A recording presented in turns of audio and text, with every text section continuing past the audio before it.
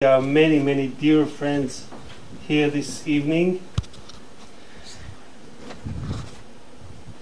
Our guest of honor, the former Chancellor of Austria, our dear friend Sebastian Kurz.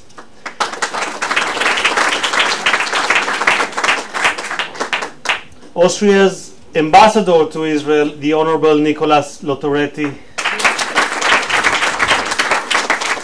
My dear friend and the gorgeous chair of the Z'botiנסקי Institute, Niva von Weisel. Former member of Knesset and Deputy Minister, my dear friend Naomi Blumenthal here. Ido and Daphne Netanyahu right here with us. Honorable and distinguished guests, it is indeed very good to be here at the launch of Eldad Beck's remarkable new book on the evolving relationship between Austria and Israel. We are fortunate to have here a key figure in this narrative, Austria's former Chancellor and still reigning Wunderkind, if I may, the great Sebastian Kurz. Sebastian's leadership encouraged a shift toward Israel and the Jewish people, not only for Austria, but the region. This transformation is especially significant considering the centuries of Jewish suffering in Europe and the Holocaust, in which Austria played a pivotal role. In Vienna, Karl Lueger pioneered political anti-Semitism and ignited Hitler's hatred. But light shone through the darkness. Austria produced towering Jewish figures and founders of the Zionist vision itself. In Vienna, Nathan Birnbaum coined the term Zionism, and Theodor Herzl prophesied der Judenstaat, the Jewish state.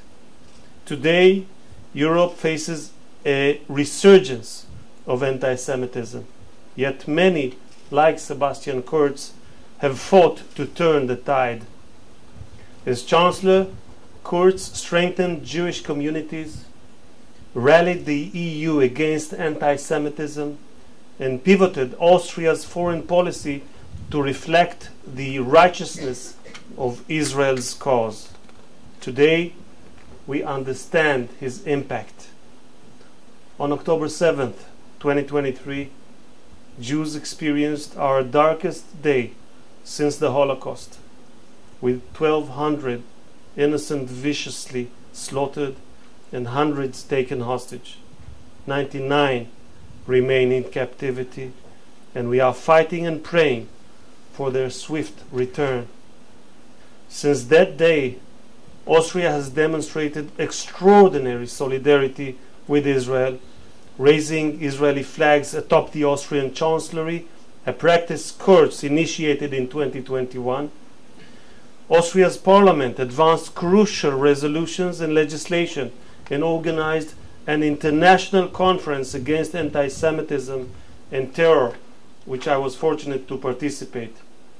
For these, my dear friends, and then presidents of the Austrian parliament, Wolfgang Sobotka, deserves immense credit. I witnessed Sobotka's sincerity during his solidarity visit to Israel as we walked through the trails of Kibbutz Kfar Aza, an epicenter of October 7th massacre. Together, we visited the home of Sivan El-Kabetz, brutally murdered alongside her childhood sweetheart, Naor Hasideh. Both were only 23 years of age. There, we read her final messages to her father, Shimon, ending with his unanswered plea, Sivani, Sivani. President Sobotka broke down and told me through his tears that his grandfather had been a member of the Nazi SA. It was an intense and very moving moment, demonstrating the struggle with the horrors of history but also humanity's capacity for transformation. Eldad Beck's book captures these complex dynamics, challenging us to confront past evils to create a brighter future. Today, we mark the completion of Eldad's important work, but the story of Austria and Israel is still being written. We must ensure together that the next chapters in our relations build on the visionary leadership of Sebastian Kurz and prove the power of hope, renewal, and redemption. Together, we can and we will help Eldad write an even more inspiring sequel.